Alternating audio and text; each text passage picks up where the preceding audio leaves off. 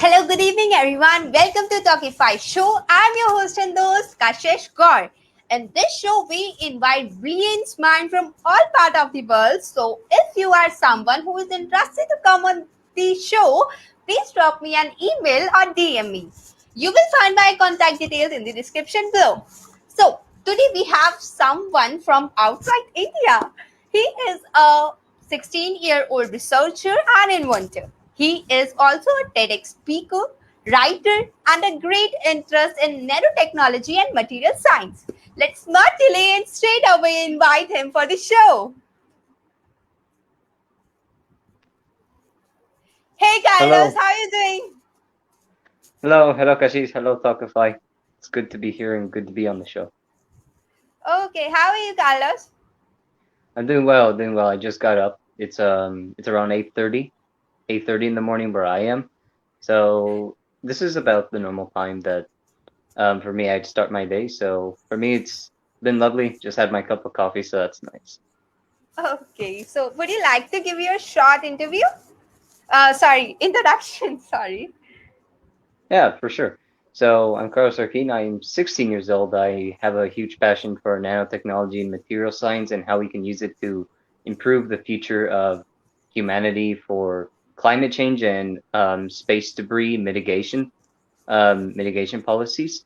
So currently, I'm looking more into how can we use nanomaterials to absorb carbon dioxide in the air, along with researching on policies so that we can implement rules and regulations for climate change so that we can save our only home currently. So it's interesting the process, but I'll go more into it later in the interview. Okay, interesting. So, Carlos, your profile says that you are on a mission to solve climate change via policy reform and nanomaterial absorption. Can you tell us about the same? Yes, so a little bit of context of where I decided to go on this journey is when I when I was looking at what are some of the biggest problems that the world is currently facing. There are so many, from pollution, access to clean water, lack of education. But if there's one problem that is currently one of our biggest threats, it was climate change. And right now, here in California, we're experiencing one of the most intense heat waves that we have ever experienced. And currently, when I was looking in my morning newsletters, um, Seattle, and other cities are experiencing new records of heat. So the temperatures have been rising up, and for me, that was before even that. That's when I realized, okay, this is something I have to look at, because if not, then we don't have another home. We don't have another planet to live on. So we screw this one up. Where are we gonna live? It's gonna be almost impossible. But there are so many solutions out there, but the reason why we don't see them is because there aren't any policies that can regulate these solutions.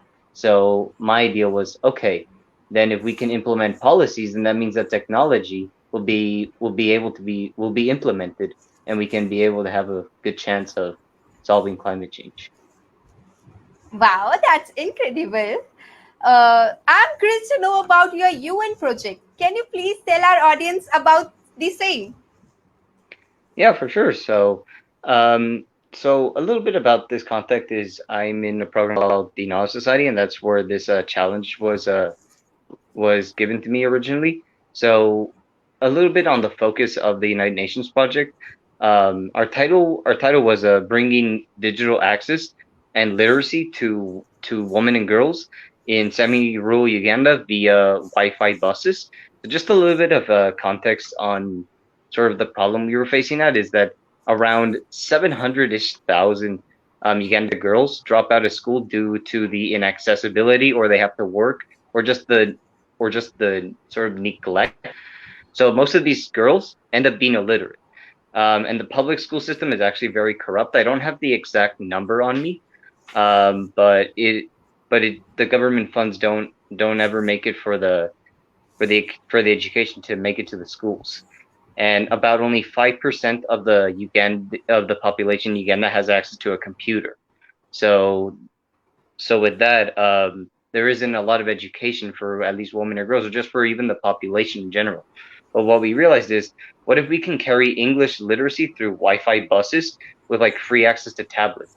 So that way, instead of having to make some space to make a school, you can take your education on the go, um, rather than having to use public funds or just government spending just to implement the school. Just use it on Wi-Fi buses where you can just sort of like this on the phone, just take it on the go and learn through there.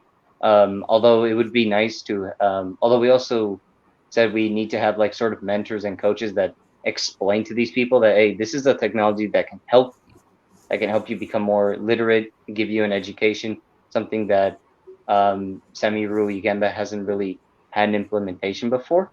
The opportunity was to get around 70,000-ish illiterate Uganda women by 2026 to sort of gain English literacy. So if this were to be successfully implemented, the literacy rate will fall at least half of all women to almost none. So basically, by the year 2026, if our executive summary and our project is accepted for semi-rural Uganda, we could basically have half of all women to almost all of them literate in English. That's really inspiring, Carlos. You have done some amazing work. So, what are you currently researching? Please do explain the same in layman language for our audience. Definitely. So currently, what I've been looking in for a long while is on nanomaterial adsorption. So this is going back to climate change. Um, with climate change, there is a way to remove carbon dioxide from the air. It's called direct carbon capture. So basically, what that means is you use machines that can basically suck CO2 or carbon dioxide out of the air and either use it to make another product or just put it back into the ground, never to be touched again. However, the implementation of these direct carbon capture factories or plants, they're very expensive and they take up a lot of land. However, I was thinking, okay, what if instead of having to make so much space and money to create these factories, what if we can take a factory with us? So, although this solution has already been looked at, but what I've been looking more is into another plant called hemp, which basically it adsorbs, or basically it sucks CO2 out of the air. It's a plant, industrial hemp. So I was thinking of combining hemp with a nanomaterial called Aerogel, so that basically what we can do is make clothes out of the material that adsorbs the carbon dioxide wherever you go. So basically, you're carrying a factory that adsorbs or takes out CO2 from the air wherever you're going. And I've been looking more into that and seeing how can we combine the hemp chemistry with the nanomaterial chemistry, so that we can absorb a little bit more than what the hemp would normally do. So for those who want the overall summary, I'm basically trying to combine industrial hemp, which is a plant that absorbs CO2, with a nanomaterial that will also absorb CO2 and turn it into clothes, so we can absorb CO or basically remove CO2 wherever you go, basically. Interesting. And I wish you all the very best for your project. So, Thank you. who do you follow? Who is your hero? Yeah, so for me, one of my I think to start off, there are two heroes of mine. So the first hero is obviously gonna have to be my parents. I know that's probably not the answer that most people would say, but they sacrificed so much just to get to here in the United States. They are immigrants from Mexico, or they were. So, and I know if they didn't do that, I definitely wouldn't be here doing all of this. They definitely have life lessons, definitely worth sharing. That taught me a lot about humility, and make sure that as much as success can come for you, you don't want to allow your ego to step in, because that's what can kill a lot of respect, and just like a lot of accomplishment. So for me, definitely my parents, they always make sure that I don't get too big for my britches. So those are my first heroes. The second hero for me was Bill Nye Science Guy, and Neil deGrasse Tyson.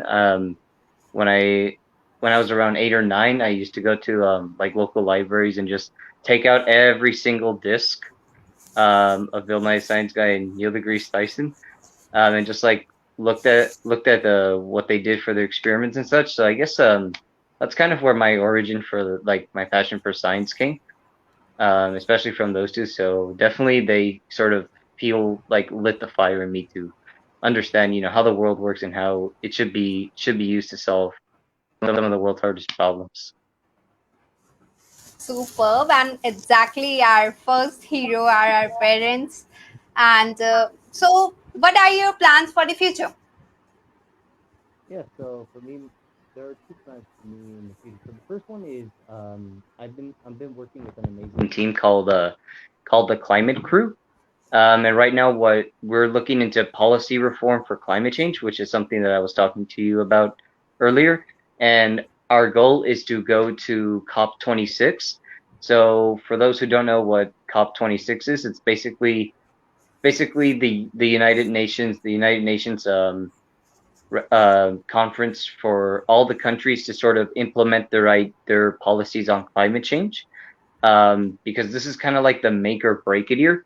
Whatever policies we implement this year, it will kind of determine if we will make it through climate change or not. And right now, currently, I'm looking more into metals like iron and steel, and seeing the supply chain, the technical process, and how which countries are producing the most, so that we can make policies for them to sort of lower the production, or just at least the distribution of these metals. That's the first thing that's been on my mind. The second one is also to continue this nanomaterial adsorption, and seeing if it's possible to combine the chemistry of a plant with the chemistry of a material, and seeing if we can sort of make make technology made out of clothes essentially. And that would actually be something, very it would actually be very beneficial to the environment as well, and sort of lower the carbon dioxide emissions. So that would be very nice to see implemented in the future. That's really interesting. All the very best for that. How do you manage all of these activities you do along with your studies? Definitely. So, um, my biggest recommendation, for at least the tip that works for me, is minimize task switching. So let's say you have 4 things to do on your to-do list, or on your Google Calendar. So what I would say is, if there's a huge project, try and just focus on that for the entire day, or at least on your work hours. Try and focus on that, because there you'll be able to get a lot more done, and you'll have that deep workflow, and you'll be able to get good results, rather than if you just focused on it for maybe 1 hour and then you focused on everything else. I think there was a study that said that your brain doesn't get tired from doing a lot of work. It's when you have to switch tasks, because it forces you to have a different mindset, or a different attack plan when you look at the next assignment. So if you just focus on one or two things for the whole day, you will get a lot of work done, and you won't feel stressed out, because you'll be like, wow, I just did so much work. Like it feels replenishing.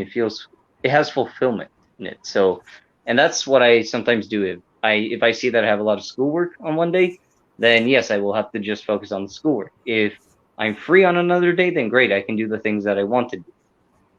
So that's how I would balance all my schoolwork, is minimize task switching.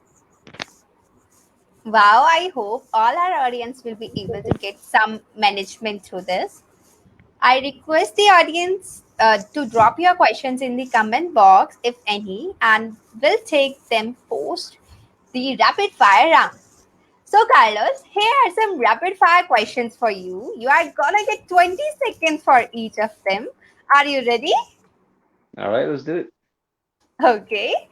What sport interests you? Soccer.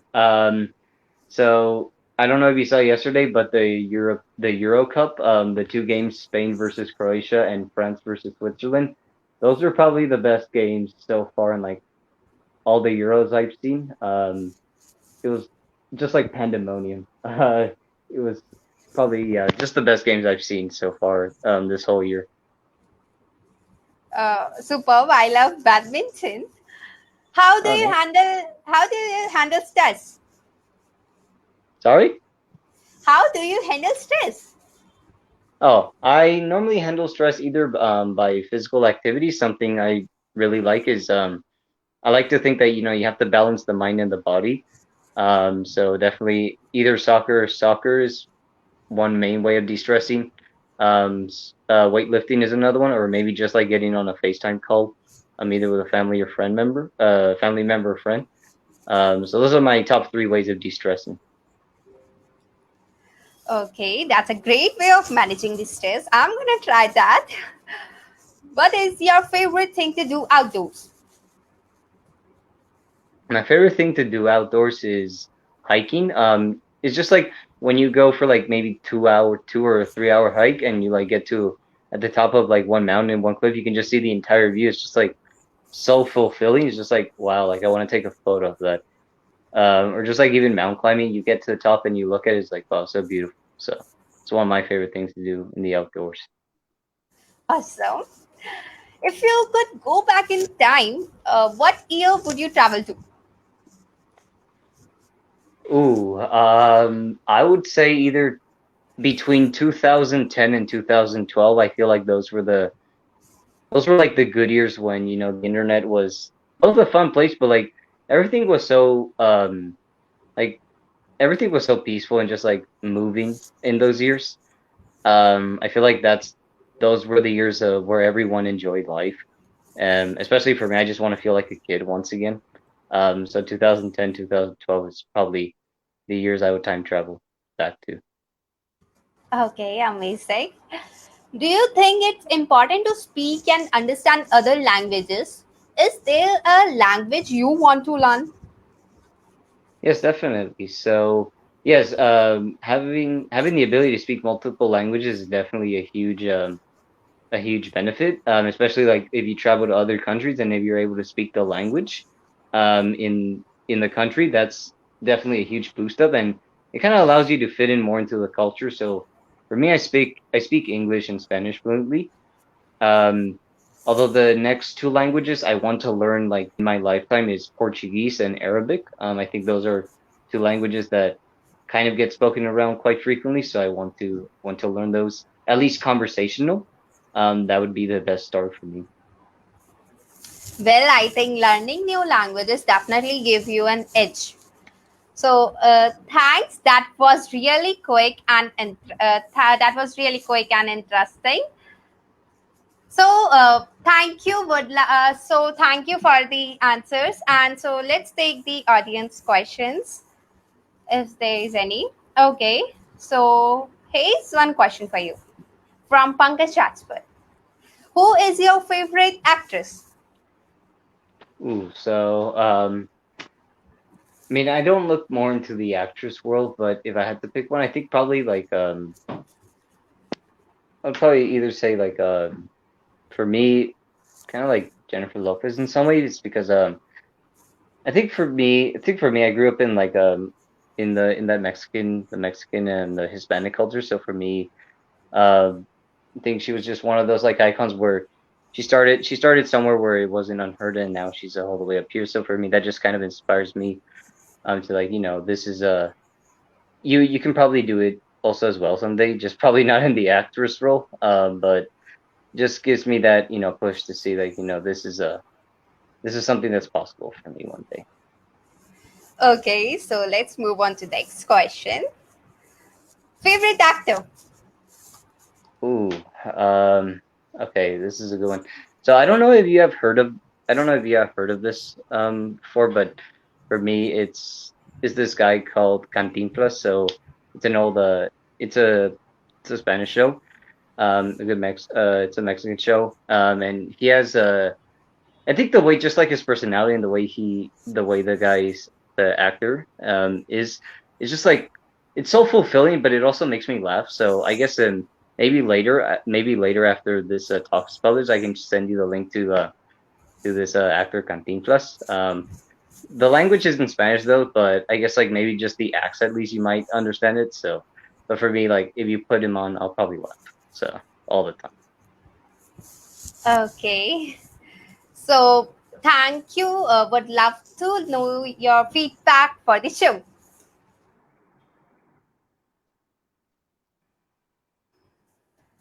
Your feedback for the show.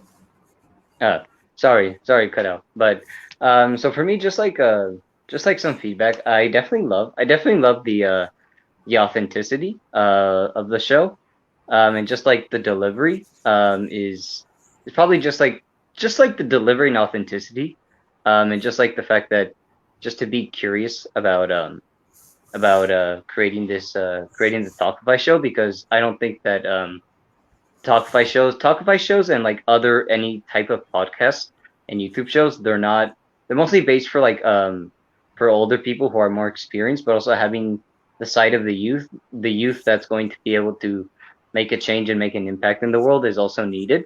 So I'm glad that you're also doing the Talkify show and giving a representation for young people as well to say that you know what we're maybe young but we can still make a change. It doesn't matter.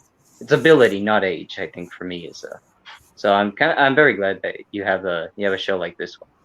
I guess like there isn't that much feedback I would add to be honest because for me this is like more on I based more on the shows on authenticity and just like a curiosity.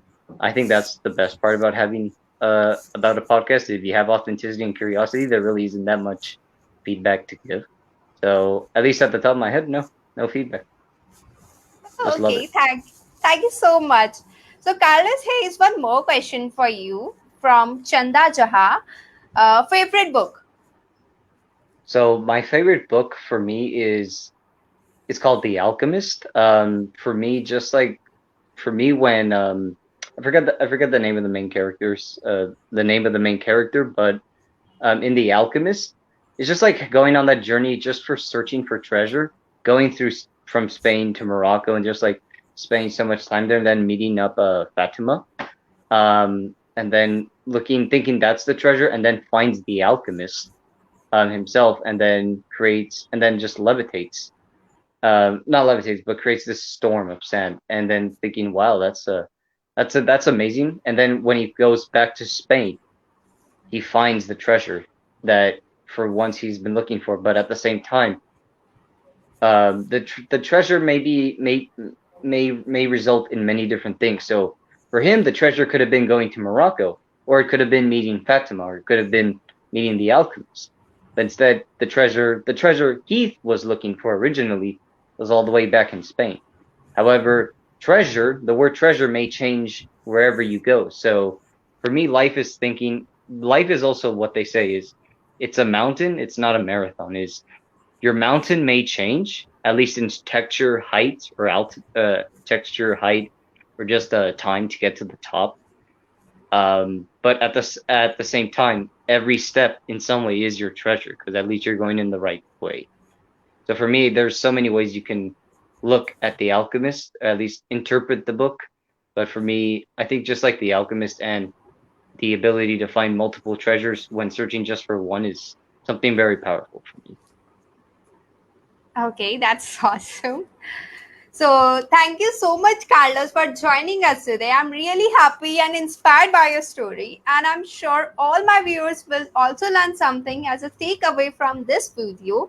Would love to host you again sometime soon. All right, thank you. Thank you so much. Thank you. Thank you all for joining in. Please subscribe to my channel, like, share, and drop your feedbacks in comment. Would love to hear the same. Signing off for now. Take care.